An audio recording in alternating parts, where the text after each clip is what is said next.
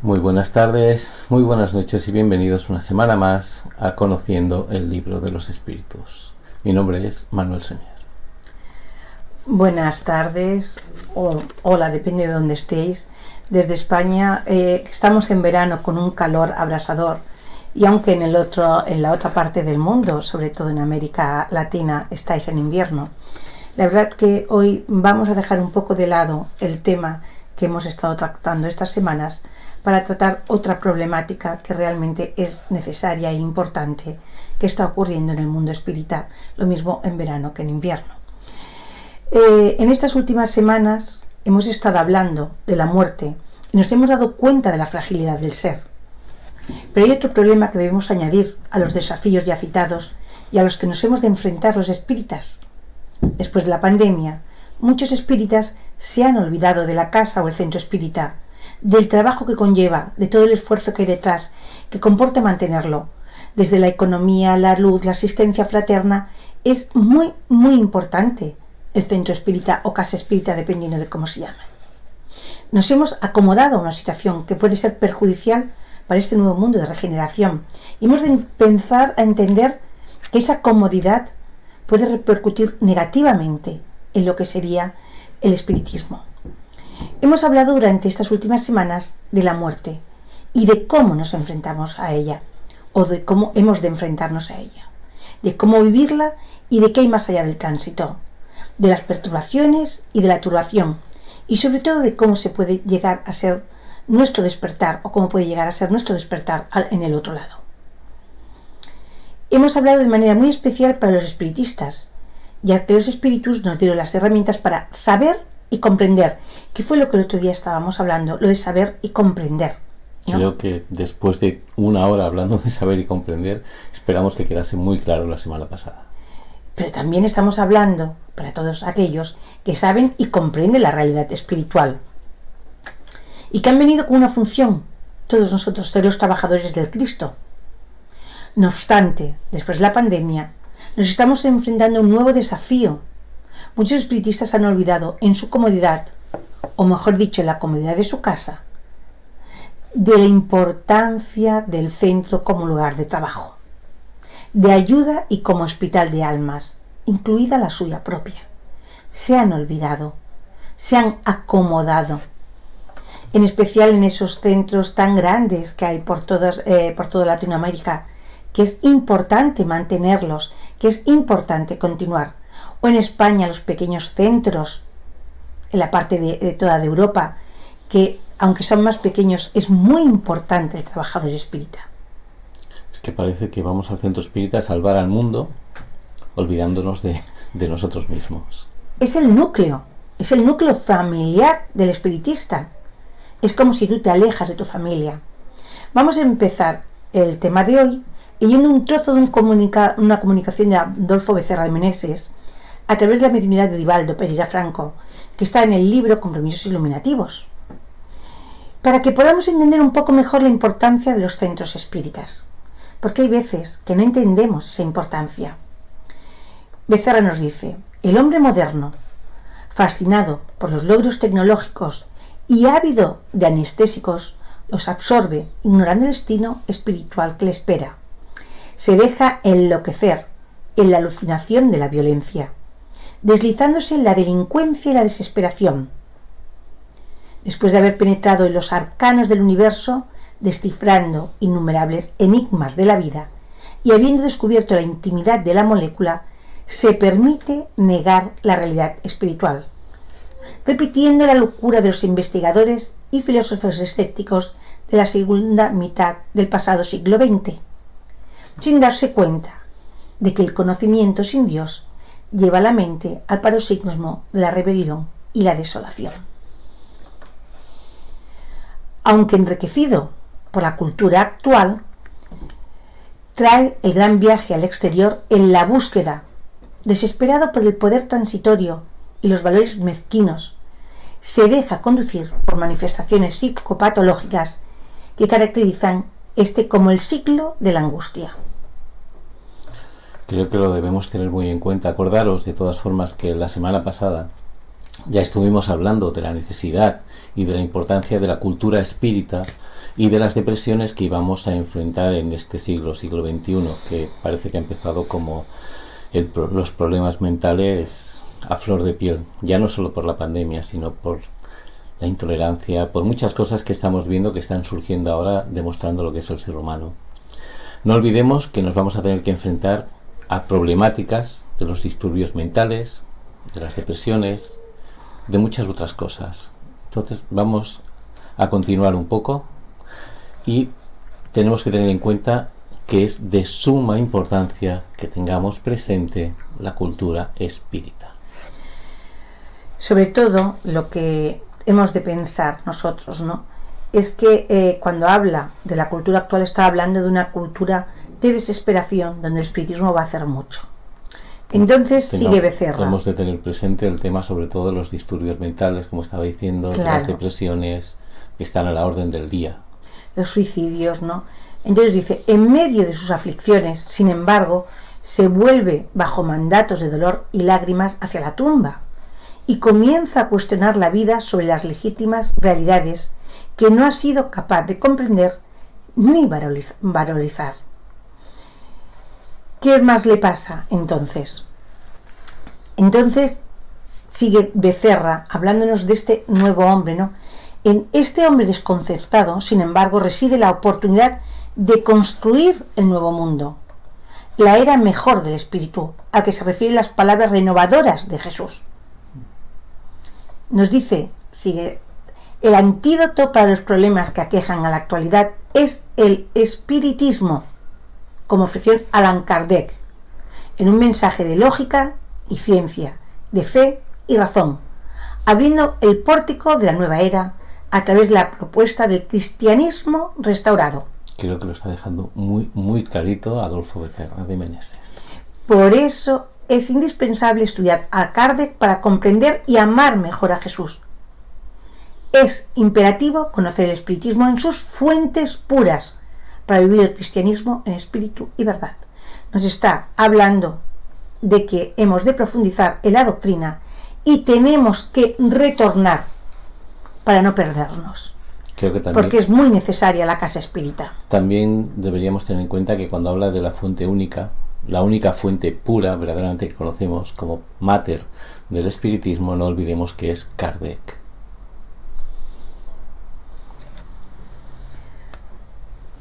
Bueno, la semana pasada os explicamos el triologismo que dice Becerra que podemos desarrollar cada uno de nosotros, dependiendo de nuestras actitudes o gustos, ¿no? Hablo de que podíamos uno desarrollar la ciencia, otros la filosofía, otros la parte de la religiosidad, pero siempre haciéndolo de una forma correcta y sin olvidar ni dejar de lado las otras vertientes. Entonces nos habla de que es tan amplio el espiritismo que podemos trabajar tranquilamente, sin disturbios y sin problemas, cada uno en su área.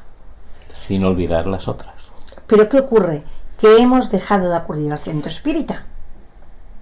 O sea, es que no solamente dejamos de ir al centro espírita, sino que gracias a las comunicaciones virtuales es muy fácil quedarse en casa. No estamos diciendo que se dejen, sino que también tenga el espacio la casa espírita.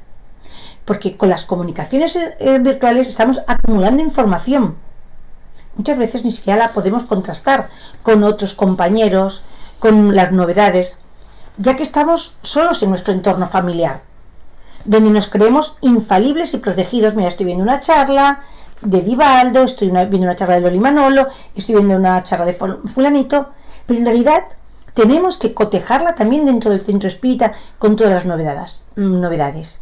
Y acudimos virtualmente a charlas a veces que nos desvían del verdadero camino espiritista, porque empiezan a poner cosas no espiritistas, sino espiritualistas, que las introducimos dentro de nosotros.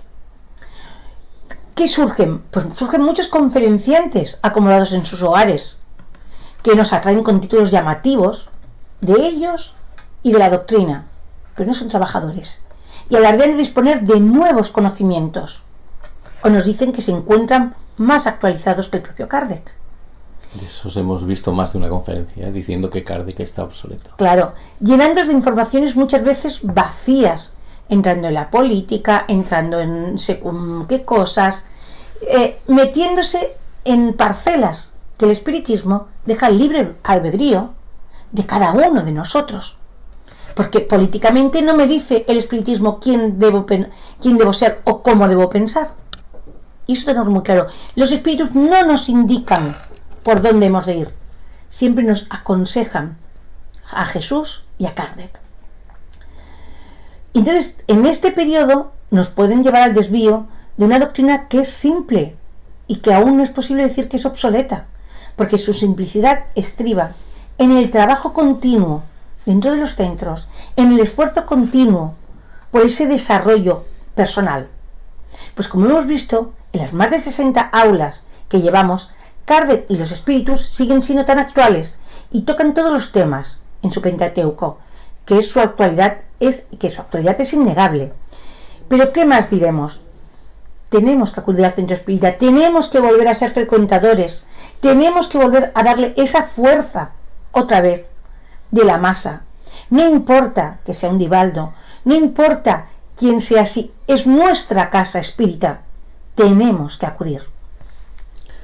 Después veremos algún ejemplo de quiénes son los verdaderos artífices de estos desvíos de los que nos está hablando Loli. Si nos da tiempo, como siempre. Si nos da tiempo, si no, sabéis que intentaremos continuar la semana que viene. Ahora vamos a centrarnos un poco en la realidad actual del centro espírita y en su problemática, porque creemos que es también muy importante, y lo vamos a hacer a través de nuestro pasado histórico y social. Vamos a traer a colación algunos pensamientos de otros oradores que voy a transmitir con mi emoción. De Divaldo. ¿Vale? Entonces vamos a intentar hacerlo lo mejor posible. Estamos hablando de una charla que él dio en 1998 y de la cual hemos cogido unos extractos para que sepamos que los problemas que tienen los centros espíritas, que los problemas a los que nos enfrentamos no son algo nuevo, es algo que ya venimos arrastrando desde hace mucho tiempo. Y entonces caer en la comodidad de no ir al centro espírita sería añadir un problema, porque el centro espírita necesita pagar la luz, el agua, sus cestas básicas, todo lo que está haciendo con sus trabajadores. Los antiguos latinos acuñaron un pensamiento que atravesó la historia como símbolo de poder hace ya muchísimos años. Es el dividit e imperat, también conocido como divide y gobernar. Cada vez que los romanos conquistaban un pueblo, solían crear problemas dentro de la política de ese pueblo, fuese un pueblo, fuese una ciudad, para que surgiesen varias facciones. Lo hacían de forma natural. Iban mal metiendo entre ellos, y entonces lo que conseguían con eso era una disunión del pueblo que habían invadido. Así, aunque no se diese cuenta ese país, ese pueblo, conseguían una dominación totalmente arbitraria. Eran los propios adversarios entre sí los que se encargaban de generar las mayores dificultades por envidias, por celos, por ahora yo me voy a hacer amigo de quien nos gobierna. Era, de alguna manera, destruir el país desde dentro. Era casi imposible conservar la unión, porque habían dividido al propio poder. Era imposible conservar una democracia.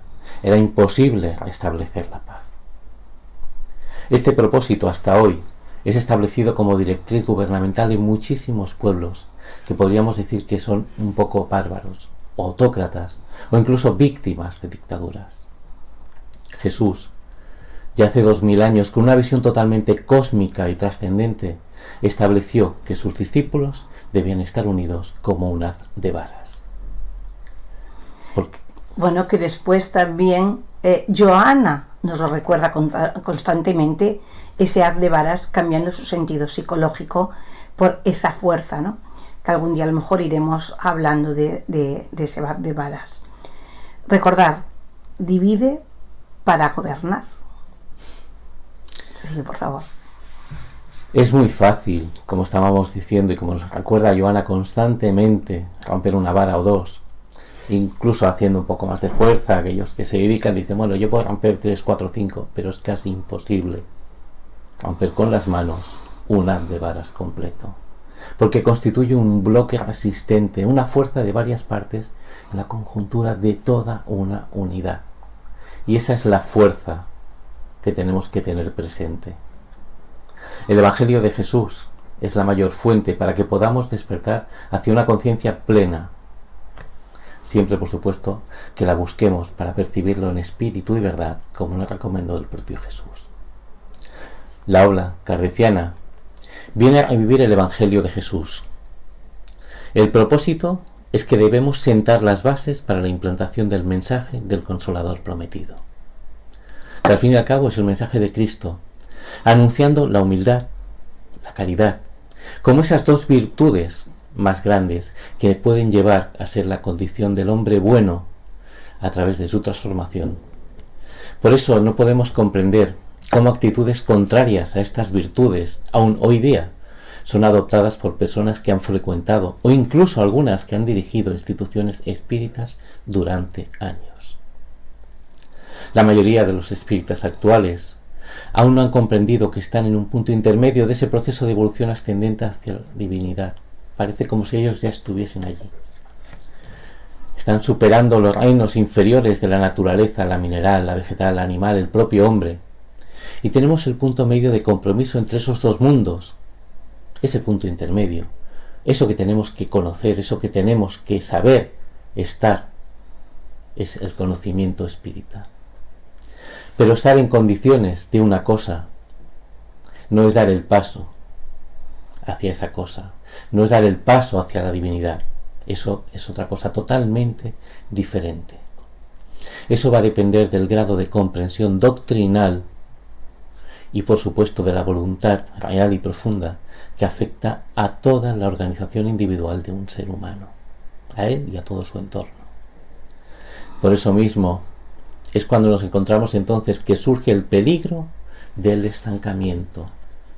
Ese estancamiento muchas veces es de alguna manera el plano ilusorio de una falsa divinidad, porque me creo que estoy donde no estoy. Sí, que tenemos una divinidad ya que hemos conquistado, ¿no? Allan Kardec, dando proseguimiento al pensamiento de Jesús y haciendo toda una panorámica de la futura, ya daros cuenta de la previsión, de la futura divulgación de la doctrina espírita, estableció que el mayor adversario de la propagación del espiritismo sería la disensión, la desunión. Y nos convoca a todos para preservar la tríada que él estableció. Podríamos decir un poco como base de todo lo que ellos nos quieren decir, de todo lo que él dejó sentado para que nosotros tengamos presentes. Él establece una norma de dignificación del movimiento espírita. Y es la siguiente: trabajo, solidaridad y tolerancia. Esa es la tríada que nos presenta, sin más, Allan Kardec, y que deberíamos tener siempre presente. Porque esa admirable postura del codificador sirve de base para el desenvolvimiento de las verdaderas actividades espíritas. Lo que pasa es que en verdad no es de su autoría. Vamos a ver en qué se basó Kardec para llegar a ese trabajo, solidaridad y tolerancia. Hemos de pensar que él estudió en la escuela de Verdún con Pestalozzi, lo recordaréis, hemos hablado varias veces de eso, pues él es allí donde encontró esa frase, que no era esa, él la tergiversó un poquito, ahora os lo explicaremos. Él encontró en la escuela de Verdún, con el ejemplo de Pestalozzi, el admirable padre de la nueva escuela, podríamos decir que el hombre que revolucionó la educación y que pudo ofrecer las bases para que Froebel pudiese diseñar los cimientos de esos jardines de infancia. Recordemos que Froebel se dio cuenta de que el niño no puede acudir a la escuela con todos los demás, y entonces se dio cuenta de que hacía falta un jardín de infancia, que hacía falta una preparación para ese niño, para que después pudiese continuar aprendiendo en una escuela normalizada. Pues, si tenemos en cuenta que esos 3 primeros años la plasticidad del niño hasta los 5 años es tremenda, realmente Pestalozzi lo que estaba haciendo o lo que estaba trabajando era conseguir que el niño pudiera abrir todas sus facultades en ese momento más sensible o sensitivo. Hemos de tener también presente que Pestalozzi fue el que fundó de alguna forma las bases de eso que estamos viendo, para que luego Froebel se diese cuenta de ese detalle. Y dices, bueno, es que él hizo cosas. Él enseñó a Kardec, enseñó a un montón de gente, poco antes de desencarnar, desencarnó poquito después. Entonces Pestalozzi había conseguido establecer con éxito que la educación es consecuencia de 3 elementos inseparables. Y aquí es donde se basa Kardec. Él habló de trabajo, solidaridad y perseverancia. Trabajo, solidaridad, perseverancia. Él mismo explicaba que por medio del trabajo es posible que un individuo administre el conocimiento y lo haga profundizar en él, que se deje y se debe dejar penetrar por el contenido libertador, que es el resultado de un esfuerzo laborioso. No se puede aprender así como así, de la noche a la mañana. Entonces hemos de tenerlo en cuenta, que esa primera base, el trabajo, es muy importante. También nos habla de la solidaridad, que es el paso que lleva de inmediato a la unión. Y aquí es donde os daréis cuenta que la charla que estamos dando es de Divaldo Franco, porque continúa diciendo: aquel que es solitario no es solidario. Pero en el momento que alcanzamos la solidaridad, dejamos de ser solitarios, y eso lo tenemos que tener muy en cuenta. De esta manera es cuando nos volvemos una célula importante que vibra en consonancia con el equilibrio de la sociedad, digamos en general, pero también del núcleo espírita, de nosotros mismos, de nuestras familias. Aprendamos pues a ser solidarios para no ser solitarios. Pero Pestalozzi continuaba, porque él también estableció la perseverancia como base sólida para el feliz resultado de la educación, porque no olvidemos que la educación para Pestalozzi era la formación de hábitos. También recordemos que en su época la palabra educación tenía un carácter fundamentalmente de instrucción. No olvidemos que es el sustantivo del verbo instruir, y que para instruir es necesario ejercitar, repetir, volver a repetir una y otra vez, hasta que podamos conseguir interiorizar. Pestalozzi abrió así las perspectivas para una instrucción educativa. No solo de información, meter información a alguien, no. Una transmisión de conocimiento. Fue mucho más allá. También dijo que el conocimiento, que la educación, es generadora de hábitos saludables. Eso es muy importante, porque cuando formamos hábitos, pueden ser buenos o malos, saludables o no saludables. Entonces tenemos que ser constantes a la hora de formar hábitos saludables. No olvidemos que una persona educada no es aquello que pensamos. Una persona educada es aquella que posee hábitos socialmente considerados correctos y que llega a los mismos a través del conocimiento.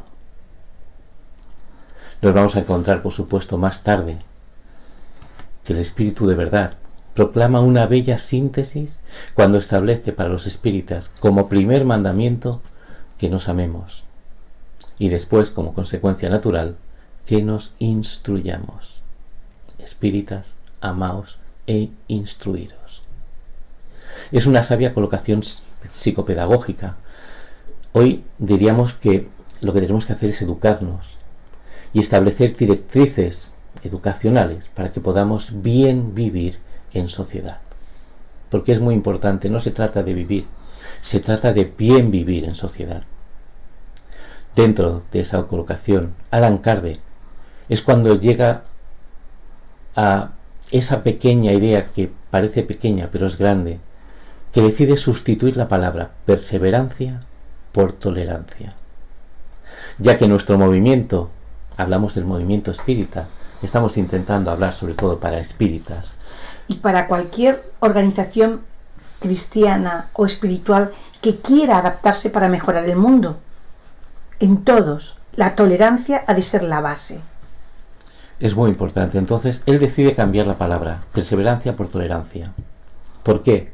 Porque dentro del movimiento espírita es el campo que tenemos para animar nuestras propias asperezas. Es en el cual las criaturas de variada formación cultural, de diferentes hábitos educacionales, con sus propios atavismos, que es resultado, no olvidemos, de herencias ancestrales, vamos a tener que convivir entre todos para superar nuestras diferencias. Y para que esa convivencia pueda ser aureolada de éxito, se va a volver indispensable la vigencia de la tolerancia. Porque solo por medio de ella le vamos a conceder al otro, a nuestro prójimo, a aquel que frecuenta el centro espírita con nosotros, el derecho de llegar a aquello que consigue y no a lo que nosotros nos gustaría que él hubiese alcanzado. Y eso es muy importante, porque siempre juzgamos por lo que nosotros creemos. No, a través de la tolerancia le vamos a permitir a cualquiera llegar a donde él crea o a donde él pueda llegar, pero al mismo tiempo le vamos a dar al otro la oportunidad de darnos a nosotros el derecho de ser como somos y no conforme a él le gustaría que nosotros fuésemos. Daros cuenta qué importante la tolerancia que nos está acuñando aquí Allan Kardec.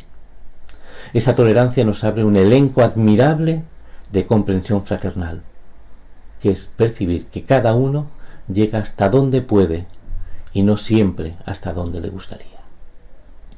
¿Cuántas veces nos esforzamos para llegar a una meta y no lo conseguimos, por mucho esfuerzo que pongamos? Pero ese esfuerzo va a servir de ejemplo para otros. No es esfuerzo que vayamos a tirar, no es esfuerzo desperdiciado. Recordemos que un escalón conquistado es una meta que está próxima a conquistar. Bueno, parafraseando al apóstol Pablo, que se refiere a él mismo, dice: todo es lícito, mas no todo me conviene. O también lo dice: a mí todo me está bien, mas no todo me conviene, ¿no? Tenemos la versión de la frase. Qué verdad. Además, él demostraba que invariablemente hacía lo que no quería y dejaba muchas veces de hacer aquello que anhelaba, demostrando la relatividad del ser existencial, la fragilidad del ser humano en la envoltura carnal, lo que de alguna forma disminuye la potencialidad psíquica, claro, cuando estamos en la carne, impidiendo que vayamos a vuelos más altos. En busca de esa realidad transpersonal, la carne nos está aplacando. Pero él hacía a veces lo que no quería y lo que quería no lo hacía. Y nosotros somos incapaces muchas veces de dar ese paso. A todos los espiritistas, de los centros en especial, esa triada kardeciana tiene un carácter de urgencia. Claro, ahora aprovechamos para ser intolerantes. No, porque yo en la casa espírita, ¿para qué ir? Ya he aprendido, ya estoy bien, ahora ya puedo hacer el espiritismo a mi manera.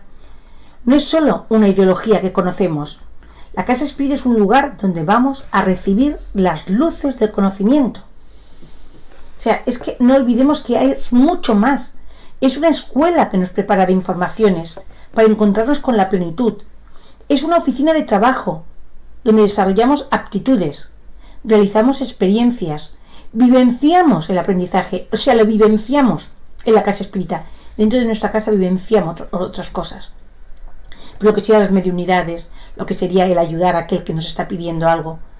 Entonces salimos de la teoría, de esa retórica tan bella y casi inútil, esas adoctrinaciones que dijimos el otro día. Qué bien hablamos para los demás, ¿no? Entonces, la casa espírita nos da una finalidad y además nos da una práctica en la acción. O sea, ahí dentro no se queda simplemente en la teoría, en el inconsciente. Aparte de ser una escuela y una oficina donde trabajamos, es al mismo tiempo un hospital de almas.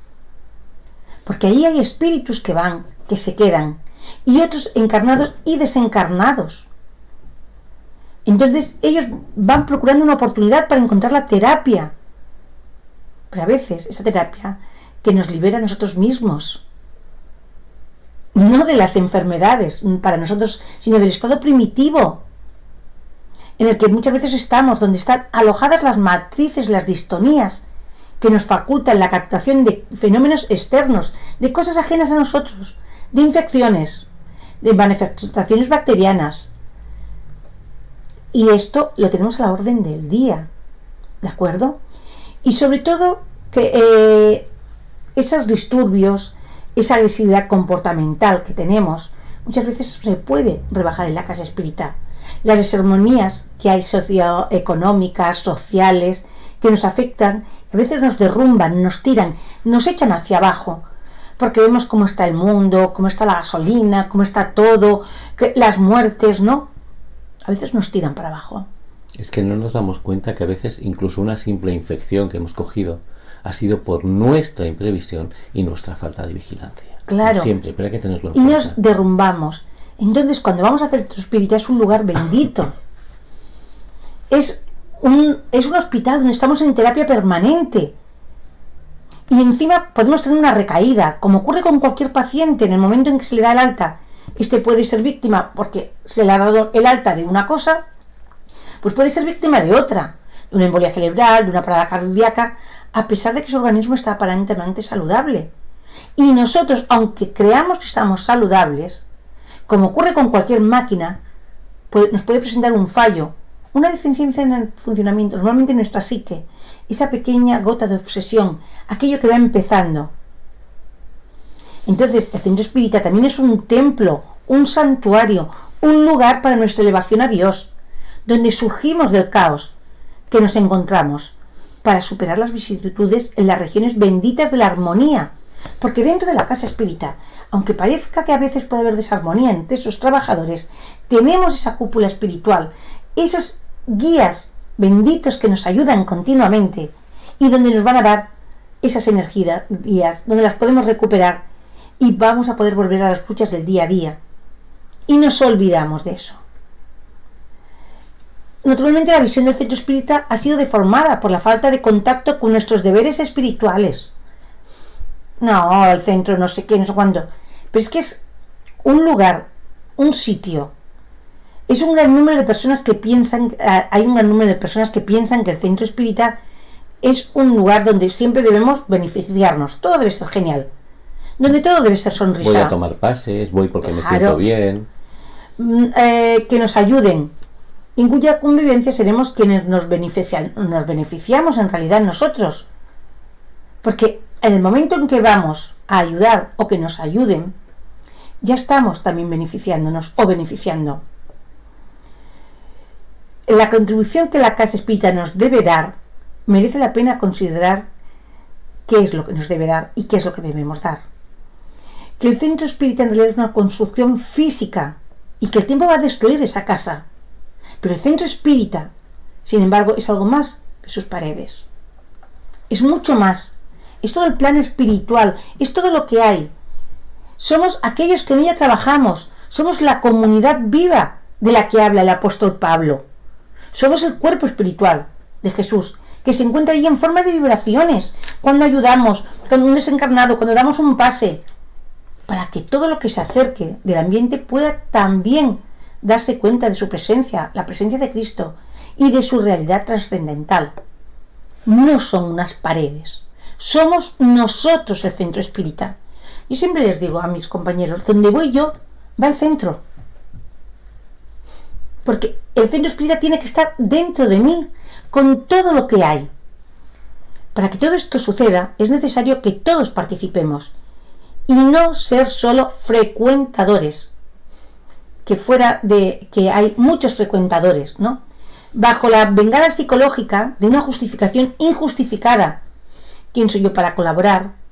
Yo tengo tantos problemas, tengo tantas necesidades, mis problemas aún no están resueltos, no es mi momento, no tengo tiempo, mi familia me necesita, ya lo haré cuando esté preparado, necesito tiempo para mí, es que estoy tan agotada, etc. Aquí puedes parar. Hay tantas y tantas excusas y justificaciones que hemos oído en estos años. Injustificadas. Porque nada, yo siempre digo que tú tienes un hijo y tienes que darle de comer cada día. Tú no puedes justificarte de estoy cansada, estoy mal, tengo que trabajar. ¿Por qué hacemos eso con nuestro plano espiritual? Y más con nuestra casa espírita. Que es tan importante para nuestro crecimiento. Entonces, ¿de qué nos vestimos? De un egoísmo perverso. Porque siempre hay alguien más necesitado que nosotros. De esta forma desasistimos a nuestro propio trabajo. Es lo que hacemos. Yo tengo un trabajo que es el mediúnico, el de pases, el de ayudar, o el de limpiar el centro, o el de ayudar económicamente. Y desasisto ese trabajo, permitiendo que otros que saben menos que yo, que otros que tal vez puedan desviar, entren a ocupar ese espacio. Y cuando me dé cuenta, mi centro espírita estará destruido. Yo no he estado en el centro espírita, yo no he ido, no me sentiré culpable, pero he sido culpable de ese hueco que he dejado. He dejado un vacío para que lo llene otra persona que a lo mejor no está preparada o que viene a crear disturbios. Pero cuando vamos al centro espírita, tal vez a nuestro lado, entre sonrisas, se encuentra una persona con la máscara que oculta dolores más dilacerantes que los nuestros, necesitando de un amigo, de una palabra gentil, de un apretón de manos, de una sonrisa, simplemente de nuestra presencia, para que se pueda sentir como una persona, como miembro de un organismo social, ya que sus aflicciones le quitaron la alegría de vivir. Y muchas veces cuando llegan al centro espírita, cuando nos dicen, he encontrado otra familia, y si no estás, dejas de ser familia. Si pensamos que nuestras posibilidades son mínimas, que nada podemos ofrecer y que también tenemos muchísimas necesidades, veamos cómo actúan los profesionales ante una situación similar. Vamos a imaginar, ¿vale? Examinemos la posición de un médico. ¿Cuántas veces él está enfermo? Y va a atender a alguien que presenta una problemática difícil. Y él consigue liberar al enfermo de su dolor, aunque en ese momento él también se encuentre necesitado de terapia. A lo mejor también se encuentra mal, pero va a su obligación. Y los psicólogos, muchos nos ayudan con una técnica a salir de un profundo problema, aunque ellos también estén en el laberinto intentando también liberarse. Cuando vamos al médico o al psicólogo no acostumbramos a preguntar, bueno, ¿qué día tienes hoy? ¿Cómo estás? Merece, por tanto, considerar que el centro espírita no somos solamente frecuentadores y que frente al espiritismo nuestra postura de adeptos, de simpatizantes, de quien gusta de doctrina es mucho más que la parte física que vemos. Es un organismo vivo y pulsante, que objetiva la transformación de la humanidad, que mediante la transformación de cada uno de nosotros. Imaginaros un auditorio, realmente un orador nuevo, vibrante, que tendrá mucho que ofrecer en el futuro, pero que está empezando. No vamos a verlo, porque no es fulanito, pero está en nuestra casa espírita. Tenemos que ir a apoyar a esas personas nuevas que surgen, que salen. ¿Qué esperamos? Cuando tengan la fama, vamos a ir a verlos. Vamos a ayudarlos con una crítica lógica. A ver si no sirven, no sirven, pero bueno. Esta semana, déjame poner un ejemplo, hemos tenido a nuestro querido Divaldo con COVID, ya está bastante mejor, aprovecho para decirlo, y ha habido unas conferencias preciosas. Hemos tenido a Mario Sergio, a Marcel Mariano, a muchísimos otros palestrantes, conferenciantes. Menos mal que no son nuevos, que si fueran nuevos, a lo mejor desisten del trabajo, ¿no? Lo que pasa es que como no los conocemos, ya no vamos a verlos. Pues el que se haya perdido a Marcel Mariano, a Mario Sergio, por ejemplo, o cualquier de los otros conferenciantes de esta semana, se ha perdido grandísimas conferencias. ¿Cuántas veces vamos a un evento y no tenemos las expectativas de, uy, es que el nombre no... y vemos una conferencia y decimos, uff, cómo nos ha llenado, qué montón de información, cómo sabe transmitir? Vemos esa oportunidad. Entonces, vemos que la casa espírita, el conjunto de trabajos, de esfuerzo, de realizaciones, es muy complejo, es difícil. Y después, manejar dentro la casa espírita también es muy difícil. O sea, solamente lo que faltaría es el no apoyo. El divide y vencerás es realmente la frase. Divide para gobernar. Son las frases típicas de la espiritualidad inferior. Pues ahora se está basando en aléjalos a los que saben, para que otros ocupen el puesto. Es muy fácil. No olvidemos que esos otros que vienen a ocupar el puesto, es muy posible que estén hipnotizados, que estén mediunizados, que estén influenciados por aquel que quiere destruir el cristianismo desde dentro. Recordemos que siempre tenemos que ver la ejemplaridad en nuestros referentes, ¿de acuerdo? Sin esa crítica destructiva de lo que nosotros quisiéramos que fueran o creemos que tienen que ser, como antes hemos dicho. Bueno, es muy fácil anhelar un mundo mejor, aspirar a una sociedad justa, esperando que eso venga de fuera hacia adentro, como hemos dicho. O sea, que el núcleo espírita esté ahí preparado para cuando nosotros queramos ir. En nuestra dirección, sin que nosotros hagamos un mínimo esfuerzo por ir allá. Pero la sociedad justa empieza en nosotros, por el criterio de ecuanimidad, a fin de que sea, a través de nuestra transformación moral, la humanidad del futuro. Será superior ahora a la que tenemos. Porque enseguida de terminar un ciclo, enseguida iniciamos otro. Y no nos damos ni cuenta. Y cuando nos demos cuenta, habrá pasado el ciclo y nosotros nos habremos quedado atrás. No nos damos cuenta de que las cosas van progresando, van variando, tienen ciclos, vienen, dejan una pequeña semilla para el futuro. Y en este caso vamos a ir un poquito hacia atrás para ver de lo que estábamos hablando hoy, de esa famosa tríada. Y vamos a ver dónde empieza, digamos, un poco el pensamiento y cómo se va formando. Nos vamos a encontrar con Rousseau, sobre el 1750 aproximadamente, tiene una frase que dice: hemos de dedicar la vida a la verdad del buen sentido, del sentimiento y del raciocinio lógico. Daros cuenta. O sea, ahí ya empieza en 1750 aproximadamente con esta frase. Él nació en 1710 aproximadamente, en 1712. Pues esta frase ya está sembrando para el futuro, hablando de la verdad, del buen sentido, del sentimiento, del raciocinio lógico. Vamos a pensar por nosotros, vamos a analizar. Después nos vamos a encontrar con Pestalozzi. ¿Qué dice Pestalozzi? Ya lo hemos dicho hace un momentito. Trabajo, solidaridad y perseverancia. Es muy importante también lo de Pestalozzi, porque son las bases para lo que después va a hacer Kardec. Y Kardec es cuando lo cambia en aquel momento de iluminación y dice: trabajo, solidaridad y tolerancia. Daros cuenta como todo está de alguna manera dentro del mismo trabajo, del mismo esfuerzo y de la misma siembra. Nos vamos a encontrar incluso con una frase del Espíritu de Verdad, que es el que dice: espíritas, amaos, este es el primer mandamiento, lo hemos dicho hace un momento. Instruiros es el segundo, porque es muy importante conocer, es muy importante la educación, es muy importante saber en todo momento qué es lo que tenemos que hacer. Y no sirve que nos lo digan, tenemos que aprender a pensar, como nos han dicho al principio, con la lógica, como nos dice Pestalozzi, perseverancia, como nos dice Kardec, tolerancia, como nos dice el Espíritu de Verdad, amaros, pero también instruiros.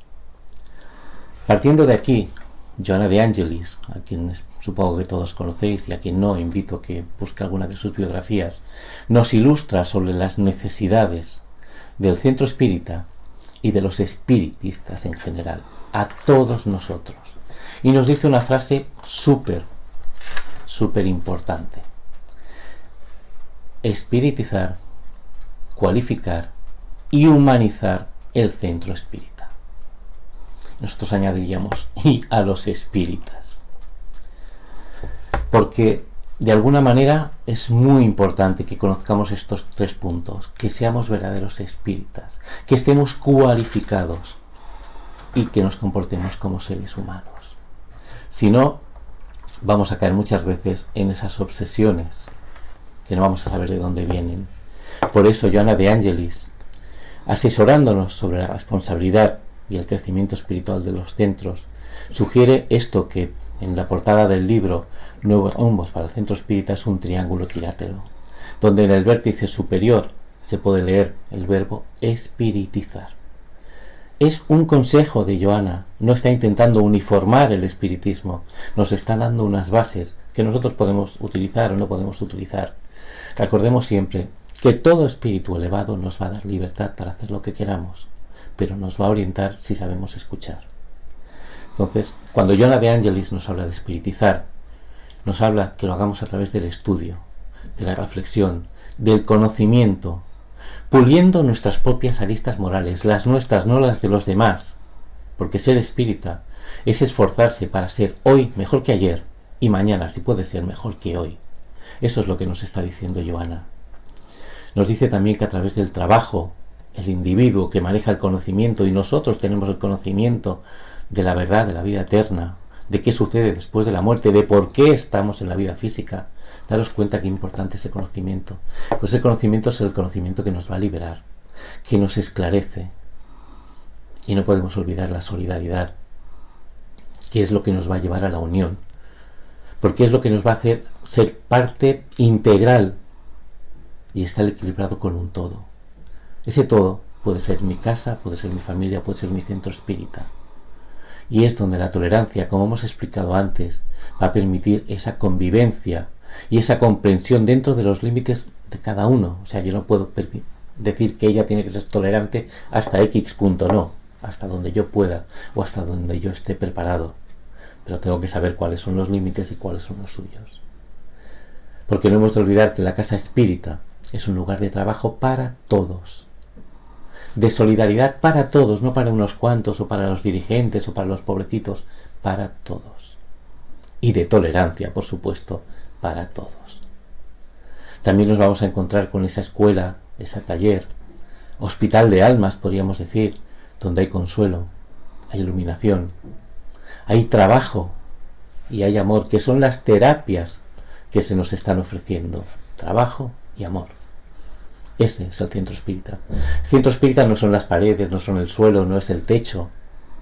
El centro espírita es la unión de las personas que allí están, ya sean frecuentadoras, trabajadores, vengan por casualidad, vengan buscando consuelo. Y más importante aún, estén encarnados o estén desencarnados. Hemos de luchar por el trabajo transformador para transformar la casa espírita en algo nuestro, para sentirnos a gusto, para que todo el mundo que vaya allí se sienta como en un hogar. Pero hemos de trabajar también por una mente instruida, por tener nuestro corazón sensible a los problemas de los demás, utilizar estas manos que tenemos, no solo para dar pases, sino para acariciar, para dar consuelo, para dar la mano. Daros cuenta qué importante es tener unas manos trabajadoras. Y los centros espíritas las necesitan. Necesitan manos llenas de amor, para que el amor sea la máxima presente en ese centro.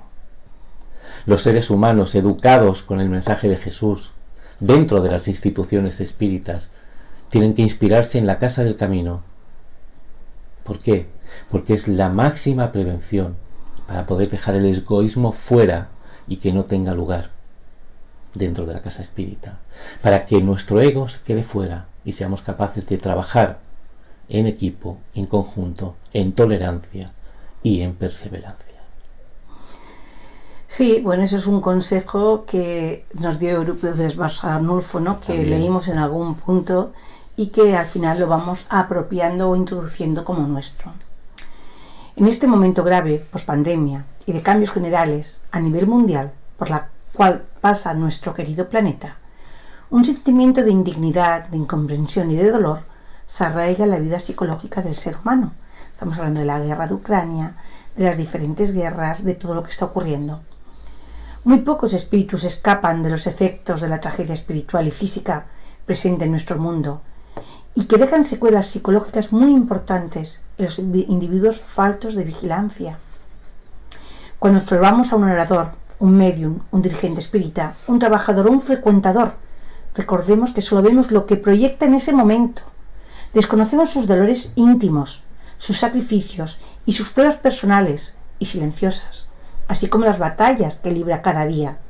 Por eso no debemos sacar los cuchillos continuamente. Hemos de ser tolerantes. Que no nos conviene lo que dice, pasamos a otro punto, tolerantes. En los centros espíritas, donde no se trabaje y cultive la misericordia y el amor, deberán superar enormes obstáculos para realizar la cosecha, pues olvidaron sembrar, y quien no le guste lo que crezca, y hay para gente que no le gusta lo que está creciendo en su sembrado, ¿no? Pero porque lo han descuidado. Claro. Si yo no siembro... Entonces, hay centros espíritas poco motivados, que no se mueven, que les falta misericordia, que la gente no está respondiendo o no se quedan los propios directores. O sea, la doctrina espírita es la medicación necesaria en nuestras vidas. Como toda la medicación, tiene un principio activo. Y ese es el Evangelio. Y sus dosis es la mejor forma de aplicación. Y cada uno va a coger el Evangelio, depende de cómo quiera, cuánto quiera, para poder analizarse, para encontrarse, para tener unas pautas para vivir. No necesitamos que el Evangelio sea, ni diario, ni 3 veces al día, ni 1 al mes, sino unas necesidades que tenemos de encontrar esas pautas. Los trabajadores de Cristo que dirigen los centros espíritas deben fortalecerse ellos mismos con los recursos del Evangelio en el corazón, porque a veces damos doctrina para afuera, para los demás, y no la recibimos nosotros. Sobre todo porque cuando hacemos el Evangelio con el corazón, recibimos la protección de los guías y mentores para que nos hagamos dignos. Sin embargo, no siempre observamos ese cuidado. Los trabajadores y frecuentadores traen trazos de desconsuelo, disconformidad, disturbios, indisciplina, motivados por trastornos emocionales debido a disputas arrogantes y complejas problemáticas existenciales. Y nos podemos dar cuenta fácilmente, ¿no? Entonces, los centros espíritas han de plantearse como finalidad en esta nueva etapa el compromiso de auxiliar y profundizar en las propuestas existenciales para ayudar al ser humano en su caminar físico y espiritual. Entonces, recordemos, debemos espiritizar, humanizar y cualificar el centro, como dice Joana, para no encontrarnos con la problemática después de la vida y conseguir alcanzarnos los objetivos de esta. Nos vamos a encontrar con muchos espíritas que siguen afligidos, desanimados, a pesar de disponer del conocimiento necesario y doctrinario, porque se sienten fracasados cuando analizan, miran para atrás su vida íntima. Trabajos, orientaciones, plegarias, esfuerzos, sacrificios, adoctrinaciones, mediunidades, todo eso no ha sido suficiente. Continúan todos los días cargando el suplicio mental, sin soluciones muchas veces, o con alternativas de sosiego y de paz interior, porque no son capaces de ceñirse, como dice Loli, a esa dosis de evangelio que necesito, que a veces el evangelio no es hacer un evangelio, es practicarlo. Eso es lo que debemos tener en cuenta. Que no sirve de nada que yo haga 7 evangelios a la semana en mi hogar, con mi entorno, leyendo, si luego no practico. El evangelio es acción. Muchas veces actuamos como si simplemente por el hecho de ser espiritistas o espíritas y vivir esforzándonos o creyendo que nos esforzamos, fuésemos merecedores al desencarnar de un descanso psíquico y emocional no conquistado. Nos vamos a encontrar con que solamente hemos equilibrado la balanza de la acción y de la reacción, y que nuestro saldo, que nosotros creíamos que estaba por las nubes, quizás no va a ser tan positivo como nosotros creímos. Está igual, o peor. O cerrado. En el libro Escuchando nuestros sentimientos hemos querido analizar un pequeño extracto porque se nos presenta otra vez el Hospital Esperanza, del que ya hemos hablado en varias ocasiones, y hay el caso de un paciente que se llama Anselmo, que es interesante porque él está en una de esas alas que son un poco más duras, más estrictas, ¿vale? Son alas específicas de la recuperación, y ahí es donde está ahora mismo Anselmo. Anselmo, para quien no lo sepa, fue el líder espírita con muchísima experiencia, y me parece que es sobre unos 45 años estuvo como líder espírita en una sociedad espiritista.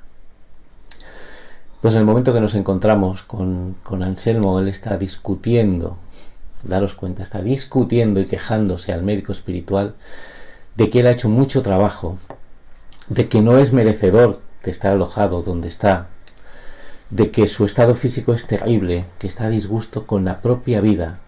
Y él dice: yo me mantuve firme en la actividad espírita con la esperanza de tener después sosiego. ¿Y qué pasa? Que llego aquí y no lo tengo. El médico, muy ilustrativo, le dice: cada cual recoge aquello que sembró. ¿Os suenan estas palabras? Lo que estábamos diciendo hace un momento. Vamos a recoger lo que hemos sembrado, y si no hemos sembrado seguramente nos crecerán malas hierbas y nos crecerán cosas que no nos van a gustar. Él continúa quejándose diciendo: bueno, pues le voy a decir que no solo no me suicidé porque sé lo que pasa cuando me suicido, porque muchas veces lo llegué a pensar, pero es que me angustiaban tanto mis penas. Hice oración, estuve trabajando, estuve estudiando todo lo que pude, pero no se me curaba mi tormento interior. Mi alternativa fue continuar trabajando, porque trabajaba con la esperanza de que al llegar al otro lado me encontrase mucho mejor, estuviese liberado. Y ahora llego aquí y tengo más tormentos, tengo médicos, incluso me están internando. Daros cuenta cómo se está quejando de todo. Él no comprende su situación y por más que intenta adoctrinarlo, el médico, Anselmo está con la queja continua de lo que él se esforzó, de que no se suicidó porque era espírita, de que él hizo la oración, de que lo hizo todo, ¿no? Daros cuenta que él dice que su voluntad era hacer las cosas bien para después encontrárselas. O sea, no lo hago porque esta persona lo necesita, no. Yo te ayudo porque sé que estoy para mi futuro. Por eso dicen que es muy importante la voluntad que ponemos a la hora de hacer las cosas. Él en su desesperación llega un momento en que le dice al propio médico: a ver, es que quiero morirme. Si existe alguna posibilidad de que me pueda morir en el plano espiritual, quiero que usted me diga cuál es. Daros cuenta, alguien que estando en el plano espiritual, alguien que es espírita, se quiere volver a morir. Él está explicando que sus problemas empezaron ya cuando reencarnó, que está agotado, que no quiere volver a luchar. El médico, por más que intenta adoctrinarlo, que intenta calmarlo, enseñarle, ilustrarlo, no puede. Está en una crisis de desesperación y era ya la cuarta o la quinta crisis que tenía, ¿no? La cuarta. Entonces el médico le decía: mire, nuestros problemas se inician cuando nos apartamos de Dios. Piensa a ver cuándo lo hizo usted, porque a veces eso se da hace milenios. El hombre se queda mirándolo y dice: mira, creí que muriendo después de tanto dolor iba a gozar de bienestar, iba a gozar de paz, pero creo que debo haber olvidado algo durante la vida corporal. Es extraño, doctor.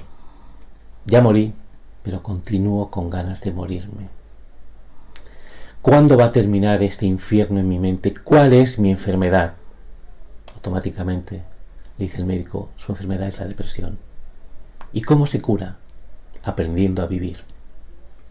El doctor le explica que él, durante su encarnación, muchas veces ha estado en desánimo, en angustia, en desconsuelo, que ha trabajado por inercia o para intentar despertar en la vida espiritual mejor, pero que eso que él hacía era depresión, era cansancio de vivir. Él estaba totalmente cansado de vivir.